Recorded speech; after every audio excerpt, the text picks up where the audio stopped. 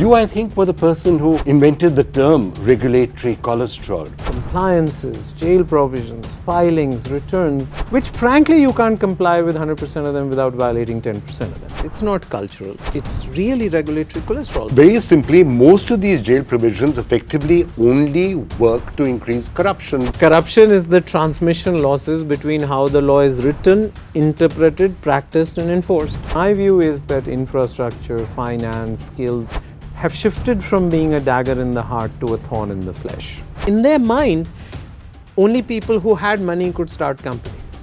While in India today, if you have a great idea and a great team, money is available for everybody to do it. Remove some of the chains that hold back the Indian economy. And if you do that, and you do that successfully, then India will be growing at 8-9%. If it happens, we are absolutely lifting the brakes. And the more important point is it will help big companies, but it will unleash small companies.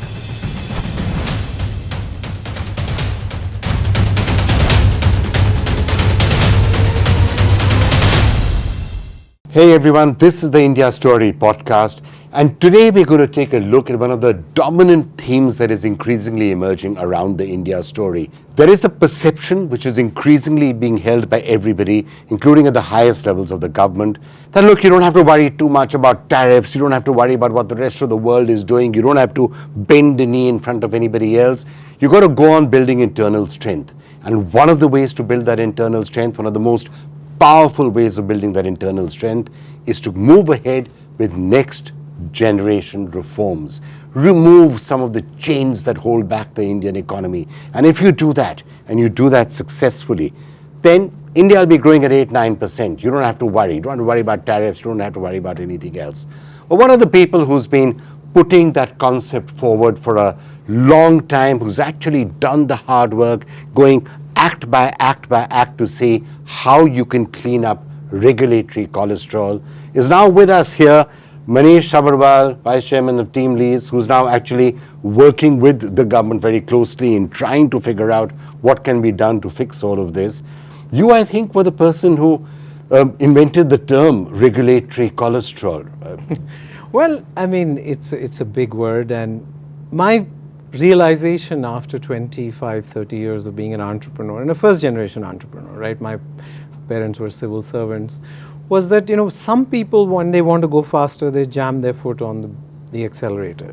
Daniel Kahneman, who got the Nobel Prize in Economics, says sometimes it's better to take your foot off the brake. So we oversold fiscal and monetary policy for the last 20, 30 years. I really hold this a little bit against economists because, government spending has gone up 110 times since 1990.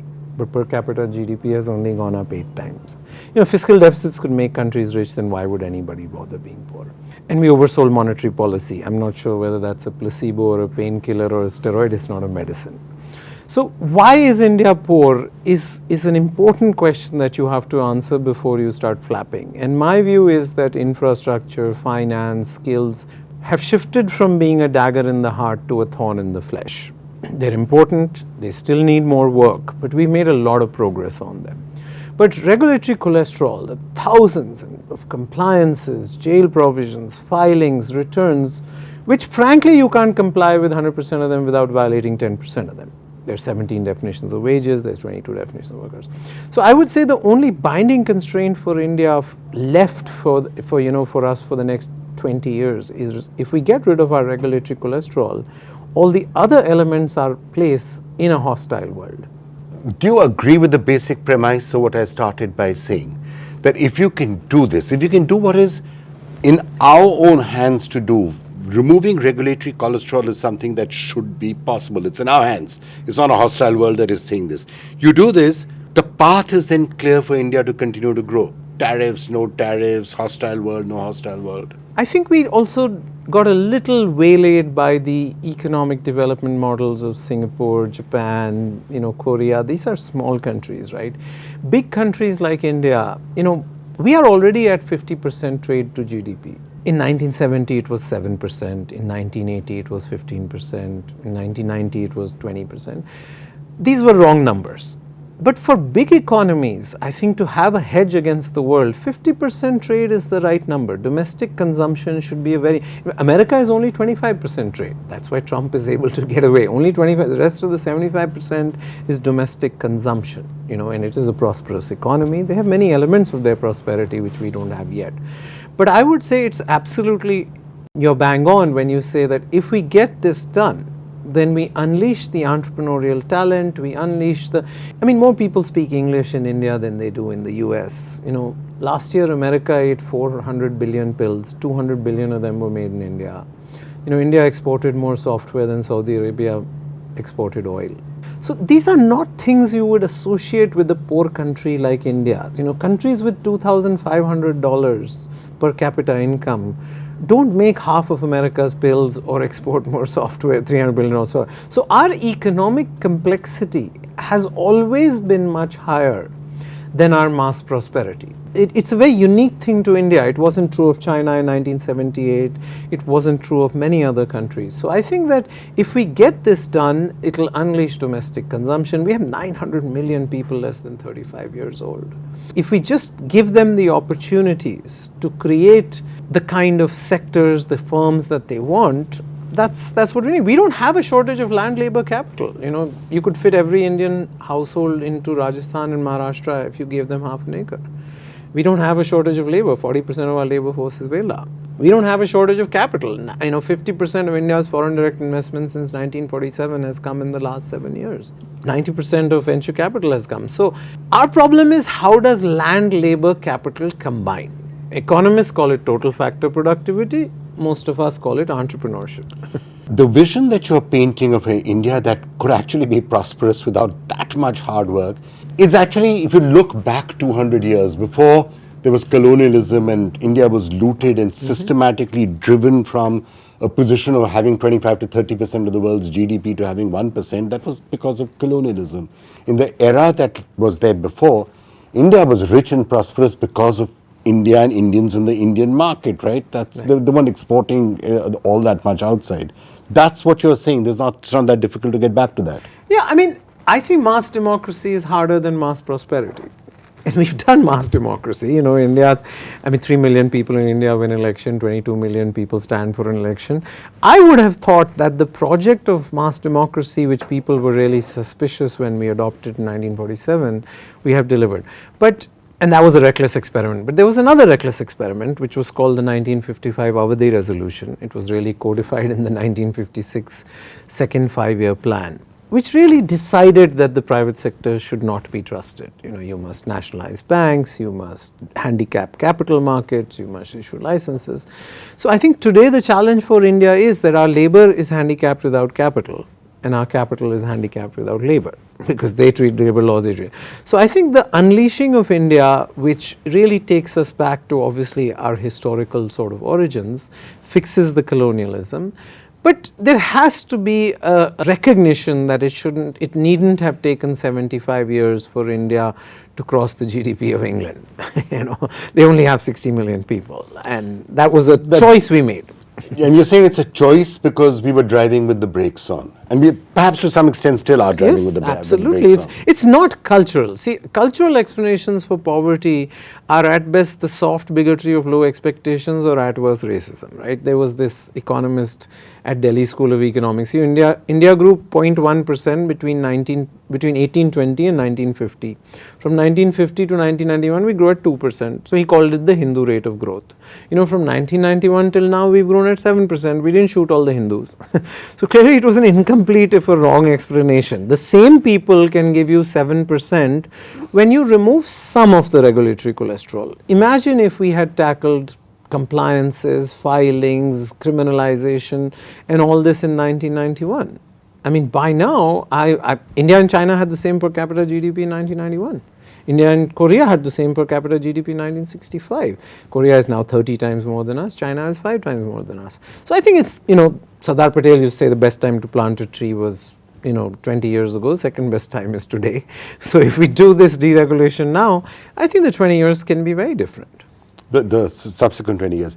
When you're talking about prosperity, one of the things that struck me when I was seeing some of the stuff that you've written and spoken about earlier is that the parameter for prosperity may have also changed because it's a different world with a lot of technology. The single phone now has what 10 gadgets would have had. So we're at 2,500, and sometimes we feel India cannot really be prosperous because you've got to get to 30,000 or $40,000 per capita income. You said you'd be surprised as to how prosperous you could be with 10,000.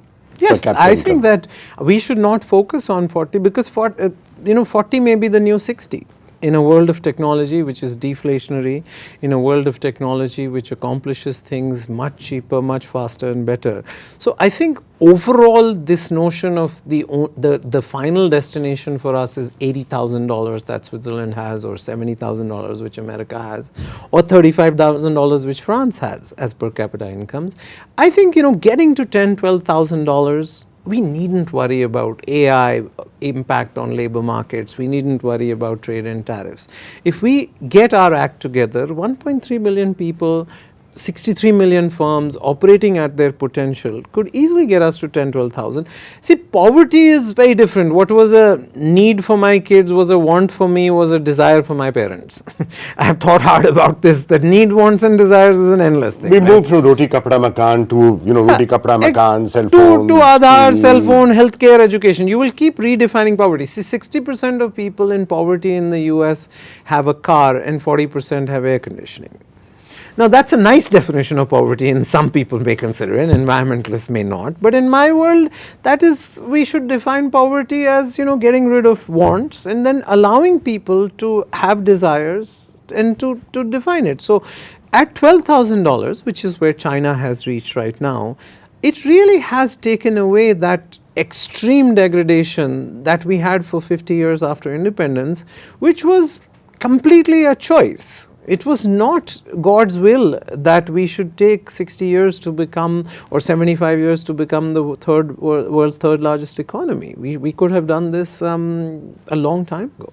Well, I'm going to come to you now for the specific steps of how we can actually remove the regulatory cholesterol. But first, on the point of prosperity, one more thing I just wanted to add to ask you about is purchasing power parity, because actually that's another factor. Things are cheaper out here. So 2,500 when you get into 5,000, 10,000, it's closer to a France or than you might think, because PPP does matter. PPP matters, but I think we should just focus on nominal, because PPP is too complicated for people to understand. We should set a national goal.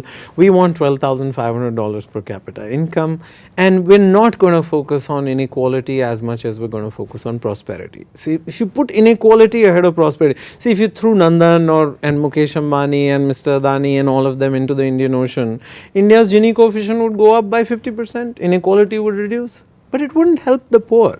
The problem is we have focused more on inequality rather than prosperity. And I'm not talking about $80,000. I'm saying get us to $12,000. It allows everybody to have the opportunities that they don't have today. So you're completely right that purchasing power parity can help us feel richer or more prosperous. But let's play the game in the rules that everybody has. They are at 80, we need to get to 12, but they only have 300 million people. We have 1.4 million people. All right, so the thesis is still the same, right? You're driving a car, India's a car, which is going along right now at 6-7%, right? All sorts of threats and challenges are there. Remove regulatory cholesterol, deregulate, remove a lot of these things that are holding us back, and you could suddenly be going at 8%. Yeah, 8 to 9. I mean, we won't be China's 12% ever. There are some fixed costs of democracy, but 8 to 10 is easily possible, and the compounding difference of 3-4% extra growth over 20-30 years. See, rich countries like America, Britain grew at 3% for 200 years. That was a different understanding of economics. That was a different world. Japan grew at 9%, but China grew at 12% for 30 years. So we will grow at 8 to 10%. See, India will be consistently warm rather than hot or cold. There's nothing wrong with growing between 8 and 10. 8 to 10% growth for a $4 trillion economy has only had one example in history before, and that was China. Right? No $4 trillion. I mean, actually, there are no other $4 trillion economies, but even a $2 trillion economy hasn't really been growing at 8 to 10%. Yes, but there's no other countries of these sizes also, right? So I think there are economies of scale there are emergent properties which I also had underestimated, that a $4 trillion economy is not 2 times a $2 trillion economy. It has other combinations. See, my favorite professor at the Kennedy School at Harvard is a guy called Ricardo Hosman. He describes development as a game of Scrabble. The government provides the vowels, the private sector provides the consonants, and development is making bigger words and longer words. See, under the license Raj, we produce 2-letter words, we produce 3-letter words. Now, software is a 20-letter word. Producing 50% of America is a 20-letter word. So, I would say that the vowels and consonants in India, more people speak English in India than they do in the US. There are many things in India that I would not underestimate our power to get to those levels of growth and sustain them, provided we get over the lack of teamwork between the government, private sector and non-profits. See, the government has an execution deficit, private sector has a trust deficit, non-profits have a scale deficit. So, everybody in government thinks private sector people are all money grubbing and profit seeking, maximizing. Everybody in the private sector thinks everybody in government is corrupt, and non-profits look down at everybody anyway. Their sanctimoniousness is getting too much. So, the lack of teamwork between, I think if you look at China more closely, if you look at Japan more closely, I know we blame Japan's success on this willingness to just be harmonious. We blame China's success on communism. It is not true. It was a much higher level of teamwork between the private sector, non-profits and governments that led to their success. So that brings us back to now the crux of the issue, deregulation and big bang, next generation reforms to change all of this. That also did originate a little bit in the lack of trust. You were saying a short while back that there was a view for a long time in government, still exists in many sections of the government, that everybody in the private sector is a crook. Citizens are also probably, cannot really be trusted. It's a low trust society, which is why you have so many compliances and regulations and everything tying you down, because your basic assumption is not that everybody is good, your basic assumption is that everyone is a crook.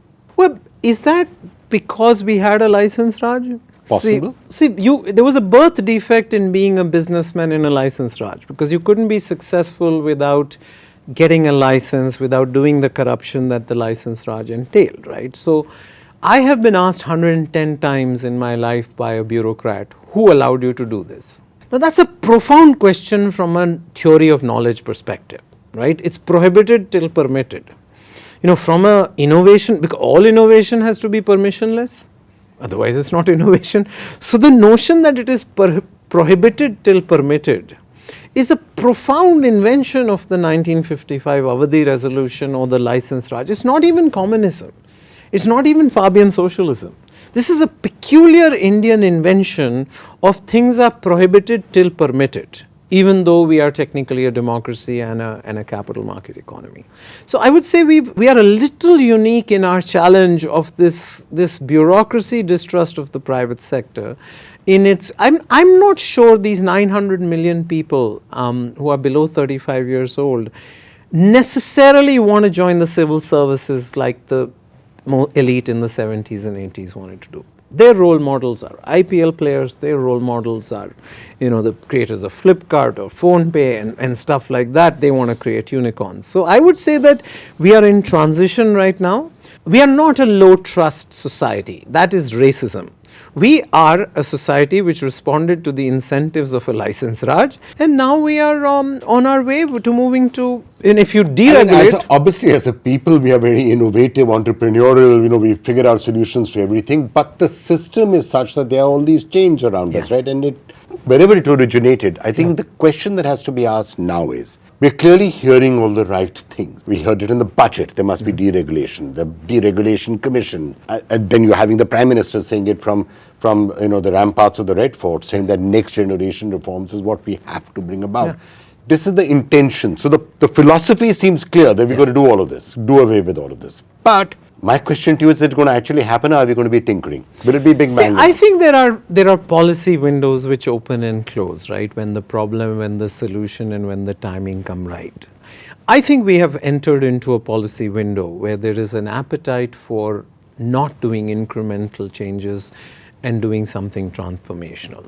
The recognition that we have picked the low-hanging fruit, debt to GDP in some states is 110%. I mean, Punjab won't be able to pay its salaries in 6 or 8 months. So states have maxed out fiscal spending, monetary policy anyway. So unless you do deregulation, it's really, there are not many tools left, because the unleashing of 63 million enterprises, which only translate to 29,500 companies with a paid up capital of more than 10 crores. So 6.3 crore enterprises only translates to, why is that? It's not cultural. It's really regulatory cholesterol. So the way to do it is to have an agenda in 3 buckets: decriminalization, deregulation, and digitization. Decriminalization is the most obvious one, that provisions and compliances which are criminal today should be made civil offences. If you don't have a canteen committee meeting every 3 months, it shouldn't be a criminal offence. You should be fined for it. If you don't put tuna in your bathrooms every 6 months, it should be fined for it. You should not be criminalized for it, because despite... Why do you need the regulations to either be whitewashing your washrooms or having a canteen committee? Exactly. Those regulations should not exist in the first place. So deregulation will come from decriminalization. First you do decriminalization, where as a country we say that we will first decriminalize, the regulation will exist. Then next phase will be deregulation. And the third phase will be then digitization, which is all compliance in this country should be paperless, presenceless, cashless, personless, and straight through. We have UPI, which is accounting for 40% of the world's digital system. It does that because it is architected in a way. It's not built software. It is architecture which makes UPI what it is. So it's very easy to create a national employer compliance grid, the same way we have DigiLocker, the same way we have Universal Enterprise Number. Aadhaar, I have 31 different numbers as an employer. Why should we have issued an Aadhaar to 1.3 billion Indians? Why can't we issue a universal enterprise number to, 63 million enterprises? It's no big deal. So I think there is an appetite to do decriminalization as reflected in Jan Vishwas 1, 2, and the test of this will be Jan Vishwas 3, which will be coming soon, which is the immediate agenda. As soon as hopefully Jan Vishwas 3 gets formalized or Jan Vishwas 2 is bulked up, then the deregulation which will have to be done. It is also important that chief ministers take up this agenda, because 50% of 50% of compliances and 70% of jail provisions arise from state governments. Obviously the central government has to set an example and create a template and show principle based. See, the first 1 or 2 waves of decriminalization didn't go that well because we asked bureaucrats to surrender their jail provisions. Now, who cuts the tree they're sitting on is the uncharitable view. The charitable view is who wants to leave their fingerprints on a decriminalization when later something happens, they will go. So I think this wave can be done well, where we've prescribed 10 principles for, the Ministry of Commerce, DPIT has just prescribed 8 principles for decriminalization. Every department and ministry applies those provisions. DPIT is part of the central government, it's the Ministry of Commerce. If you apply that, 80% of criminal provisions will go. So you've shifted from remove to retain.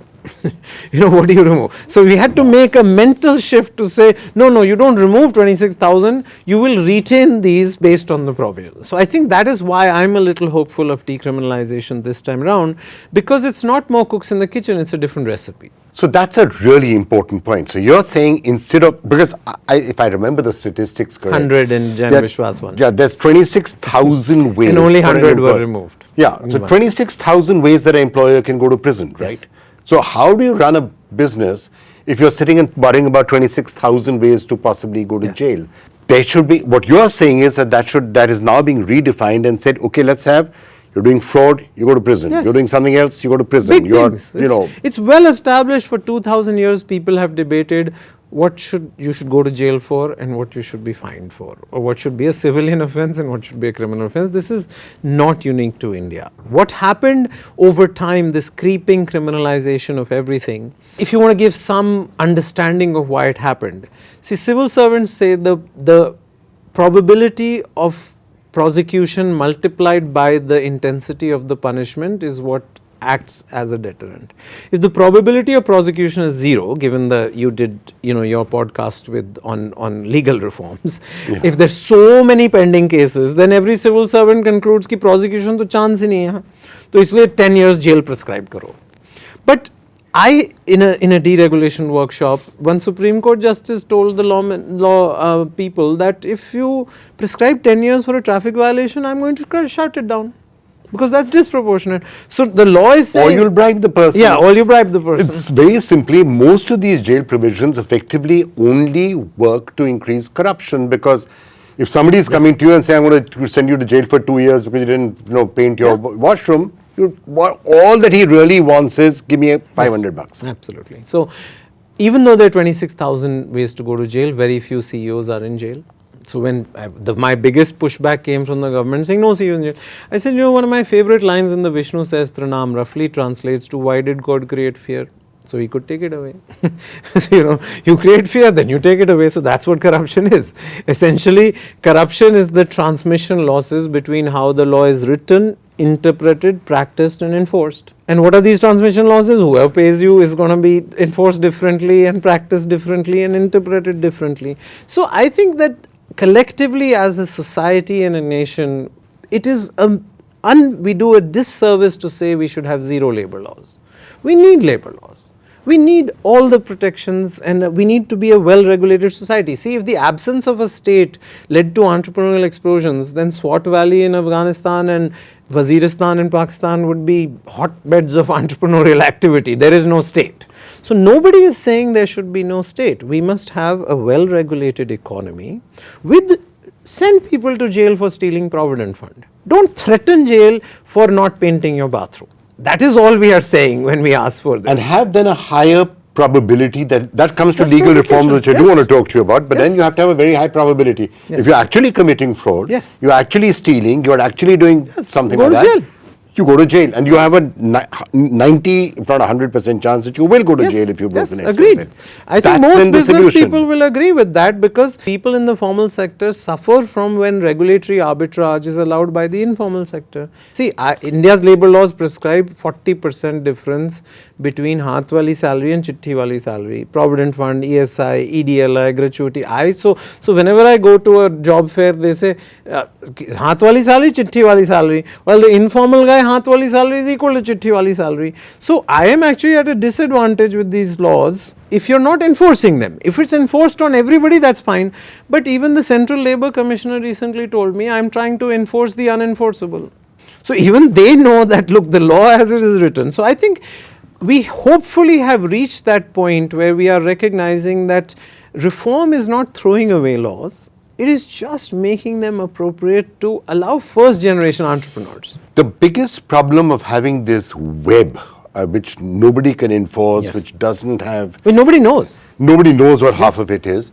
It actually disincentivizes the people who are genuinely honest. And it's very good for the crooks, because if somebody is a crook, you have no problem with this, right? Because you'll pay the guy, you'll pay somebody a bribe, you'll do something else. Somebody who's actually saying, no, I want to be compliant and I want to do the correct thing, will end up sitting and scratching his head and saying, how am I possibly going to navigate all of these labor laws, all of these regulations, all of this compliance? I can't do it. Yes. A Bihar chief minister once told me कि बिहार की बदकिस्मती है कि ईमानदार को बेवकूफ़ माना गया.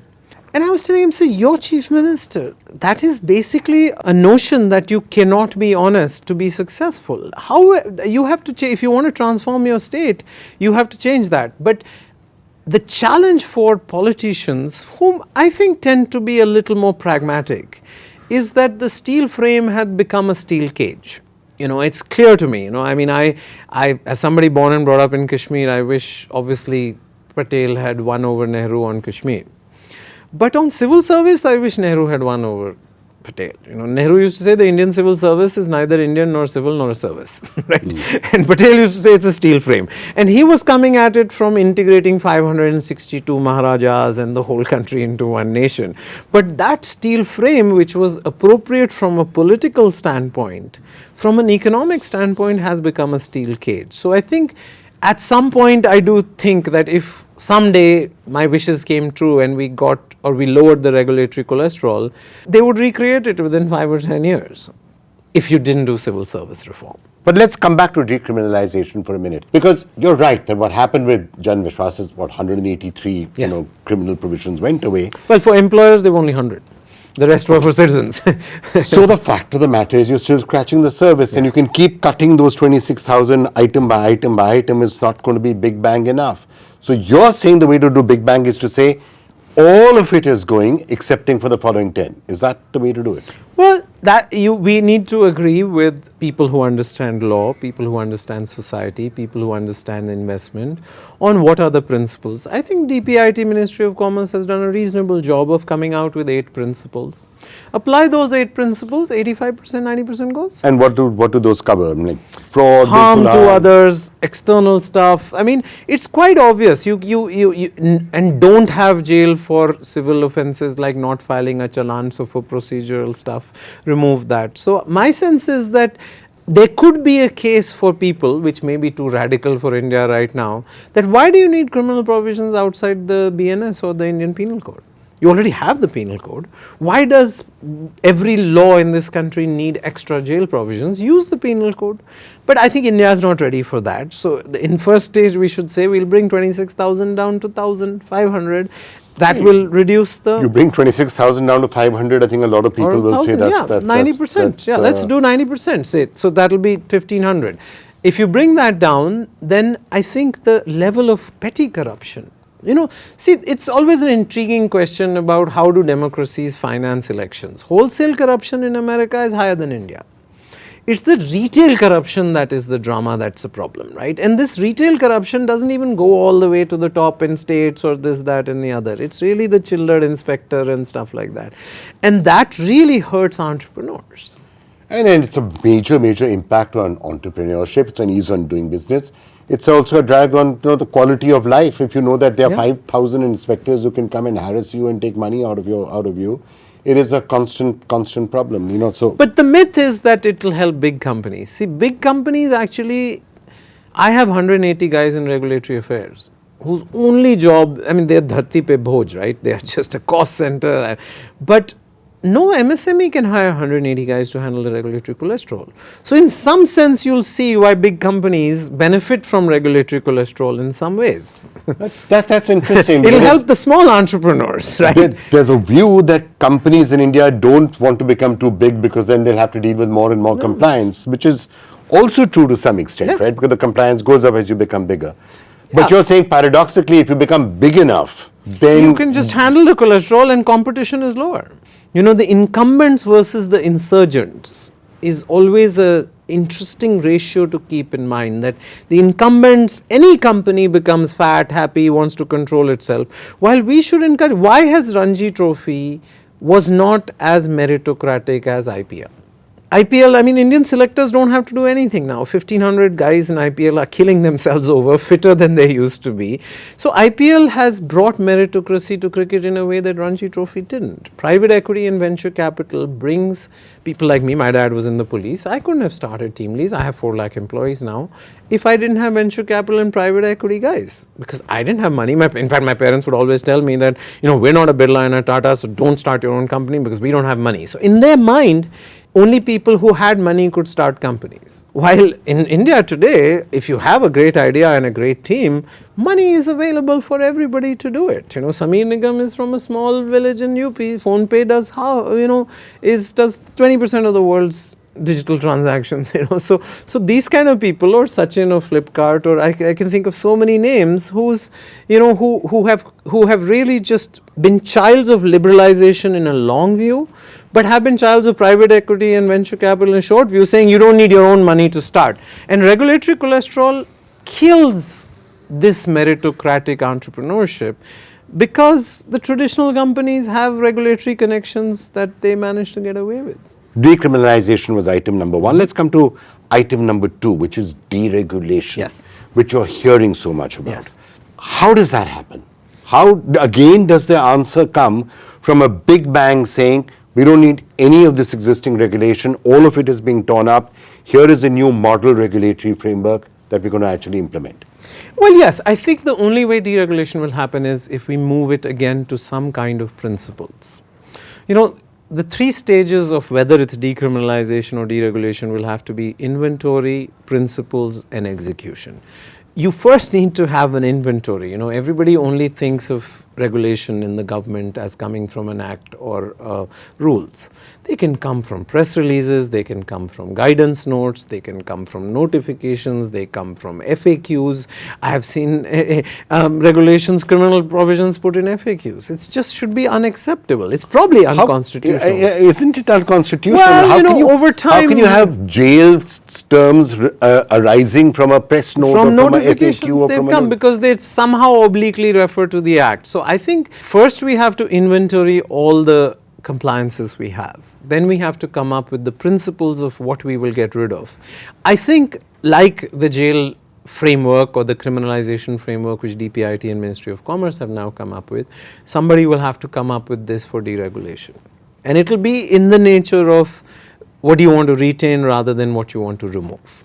Hang on, I thought you'd already done that, right? You came up, you worked. Yes, but you now that's the inventory. You have a massive report of Yes. 69, what is it that you found? 69,000 compliances, Yes. 6,600 filings that Yes. have to be made? Absolutely. Are those numbers correct? Yes, absolutely. How many filings or compliances before you start a company or, Yeah, I mean, it depends on industries, but yeah, there are 6,700 filings, 67,000 compliances as the universe. And it is, even people in government don't have track of all the notifications and stuff that they've issued, right? So I think an important reform will be a single place where there are acts and rules, and everything is in the act and rules, and nobody can ask you to do anything else. We are a society which can come up with our own model.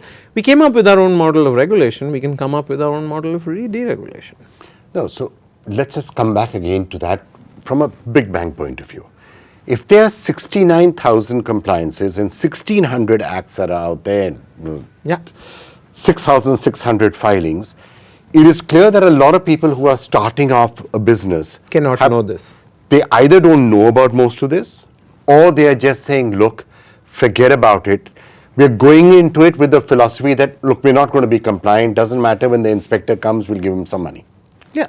Is that accurate? I mean, the challenge is from the government side. I remember I first started working on decriminalization when Vasundhara Raje was Chief Minister of Rajasthan. And there was a boating act which the department did not have a copy of. So I went to the archives in Bikaner and brought out the act. And when I gave them the act, they said, "Isko to nahi hata sakte."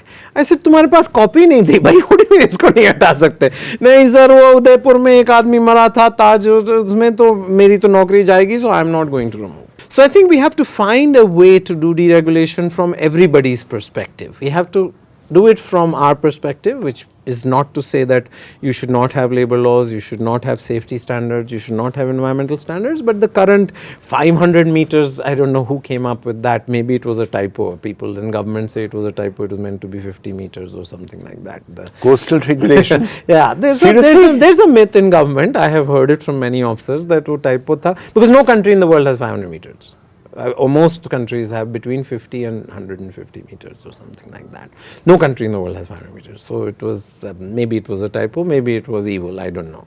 So even within government now, as I bring out their notifications, as I bring out these things, most of them have no idea. So I think this is a churning that was overdue. I think the only way to do it is transformational, not incremental, because we now have the experience of Jan Vishwas 1 and 2, where civil servants were sort of, some were doing civil disobedience ki nahi hatayenge, some were saying main kaise hataun, phir mere ko naukri jayegi. So I think when you go to a principles approach, most civil servants will agree that for Chuna they don't want jail. But they will say Provident Fund ke liye to jail honi chahiye, which all of us agree also. There is a framework for decriminalization which is ready. There is an evolving framework for deregulation. And I hope we will get to the same thing with digitization, which in theory should be easier, but I can see a big fight from the bottom of the pyramid government with digitization, because they currently thrive. I mean, I have had a government department proudly say, हमने 80 notifications issue किए हैं, वो किसी के पास copy नहीं है, हमारे पास ही आना पड़ता है लोगों को पता करने की क्या notification है. So there's not one place, right? A lot of this is just rent seeking. The Yes, more I'm it hearing is. you, it is essentially low-level rent seeking and harassment of the Yeah, and citizens. people So at the it top doesn't- of the government don't want it. You know, don't I want what? Any of this? don't want this rent seeking Because for if somebody removes all of this, I'm sure there are political benefits to this. Then anybody who no, removes at this the top entire of the ticket- government, actually the funny part is this chiller corruption is defended by the bottom of the bureaucracy. It's not the 6,700 IAS officers who take 500 rupees, you know. They don't, I mean, they're not, it's unfair to define civil service reform. When I said civil service reform, it's not only 6,700, some of it is that, but it's 25 million civil servants in India. So if you think about it, the one, I mean, again, coming back to figure out the practicalities of this, right? Let's come back to what you were saying about deregulation or, you know, digitization, which are the next two things that have to be done. Again, isn't the logical way to do this to take your basic principles, put that into what should actually regulation be? What should regulation be for a 100-person company, for a 500-person company, for a 1,000-person company?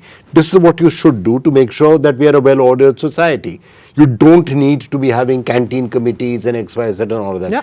You then arrive a model framework or a model regulation. Center says we are adopting this, tell all the states you need to adopt this, and there will be certain benefits from it, and then that's it. And then you're automatically repealing the 66,000 compliances that exist right now. I mean, that's a possible way. See, the reality is life is second best at best. So we don't want to be incremental, but countries are path dependent, you know, and how do you get rid of the 25 million civil servants are important for keeping India going. They have focused on the wrong things. We need better primary schools, we need better policing, we need better city governments. Because deregulation doesn't mean no regulation.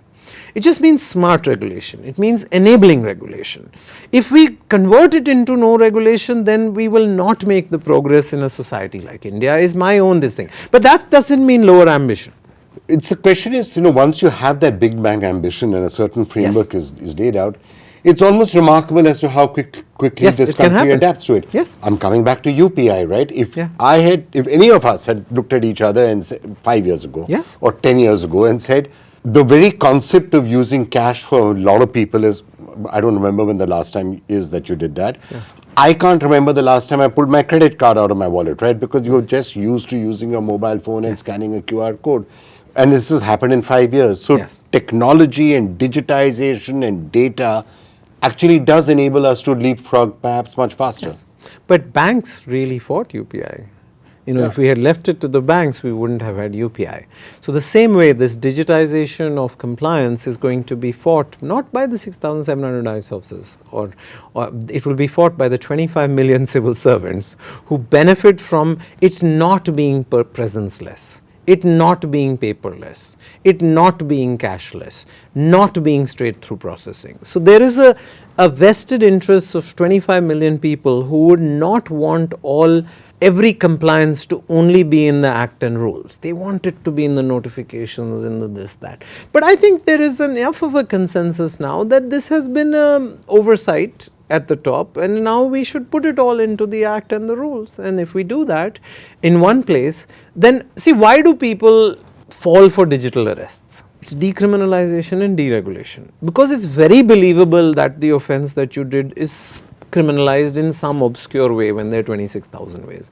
So one is it believable because we all know that there are jail provisions which are all over the place and excessive, and we all know that regulations are there. So when people blame the victim for digital arrest, I say this is a child of regulatory cholesterol. If you knew that you could pull up an act and it's only in one place, and you could clearly see that there are only 500 ways to go to jail, not 26,000 ways to go to jail, your cognitive load would allow you to fight back. Today, the cognitive load of 67,000 and 26,000 just says ki, yaar, jo bol raha hai, chalo chutti karo yaar, pay him and let's get out of it. So it's not, digital arrest is not that common in many other societies. There are other forms of digital fraud. This digital arrest is a uniquely Indian phenomena, and I would submit it's because of our regulatory cholesterol, because it's believable. You know what Trump says, truthiness. In digital arrest, there's a truthiness when somebody says कि ये इस provision में आपकी jail हो जाएगी, आप आ जाओ दे दो हमको पैसे and all that. Yeah, that's fundamental. So linking it through to the administrative reforms that you're talking about, because obviously you will need administrative reforms in that. Let's say you were to do all three of the deregulation steps Yes. in the manner that you would like to. Yeah. 6%, what rate are we growing then? Just by doing this one step, because you're I taking the think brakes off. we're taking the brakes off. I think we go to, 8, if not 9. I think that but it has to be done transformationally. Okay, I'm not talking about tinkering. Yes. I'm talking about Transformationally, big bang, I believe that massive Indian entrepreneurs, the world's view of India's capital markets, the improvement in our infrastructure are a nice cocktail where all the vowels are in place and the consonants will make bigger and longer words. The day you remove the handbrake, the handbrakes and the brakes that we're putting on ourselves, you're growing at 9%. So, and by the way, that's almost exactly the figure that Amitabh Kant gave me in the very first episode of this podcast. That's exactly the figure Amitabh Kant gave me. He said the day we have deregulation, we'll grow at 9%, right, as a country. Now, that incremental 2 to 3% of GDP in a $4 trillion economy generates so much money, so much wealth, that actually you could probably eventually pay everybody a lot more. Don't tell your entire administrative system, tell all your bureaucracy. You don't have to go and make money by getting 500 rupees in chiller from people. Your salaries will go up. The next pay commission will do this to you. And that's perhaps the way to incentivize them. Abundance is always a better way to live life as a country than scarcity mentalities, right? It's clear that that's the way to do it. But I think the challenge for us has been is that this notion of prohibited till permitted, of drunk driving being an argument against cars. If you have drunk drivers, you issue licenses or put them in jail. You don't ban cars on the road. No, that's what we've done with criminalization, that there was this one incident of boating, so isliye now Boating Act mein 25 times of jail kar do and all that. So I think this prohibited till permitted is a philosophy change. If it happens, we are absolutely lifting the brakes. And the more important point is it will help big companies, but it will unleash small companies.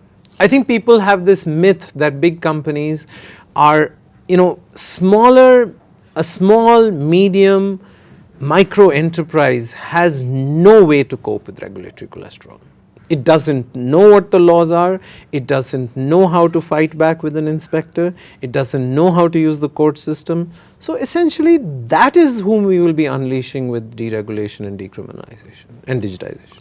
But then that still leaves you with the question of legal reforms, which people thinking about that, because again, there are simple ways in which legal reforms could happen. End tariq pe tariq by saying fixed times for hearing. End the system of cases lasting forever or trials lasting forever by again having a certain set of rules. Why don't we have, for example, you're talking about repealing laws and repealing regulations.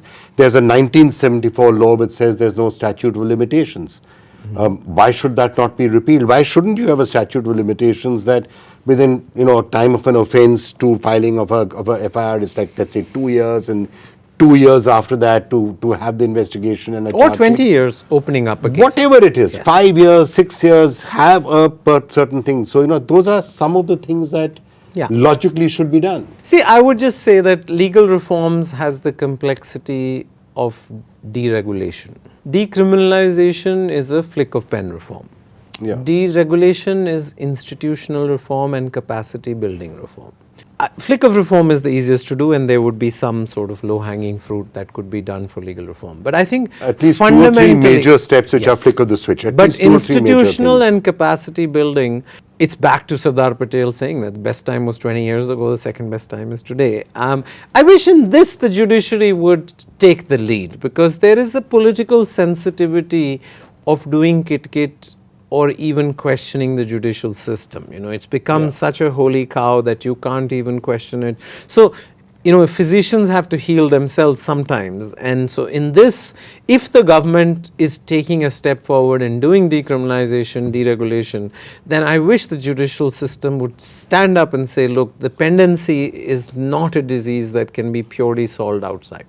So a lot of it has to be done by the judiciary, but there are some things which the government, like putting in a statute of limitation is a legislative Yes. act. Governments, cleaning up some of the government's Decriminalization. Decriminalization is a It's a government big one, act, right? yes. Removing all those millions of old cases, some government department suing another government department, you getting rid of all of that is a government step. So, yes, you're right, both of them will have to tango. Yes. Mr. Sabharwal, how confident are you that all of this is going to get done? And that the problem that we have in India, that there is unemployment, as what you've called sometimes, wages have to rise, people have to move from underemployment to the formal sector. For that, you need animal spirits to be unleashed. For that, you need the brakes to be removed.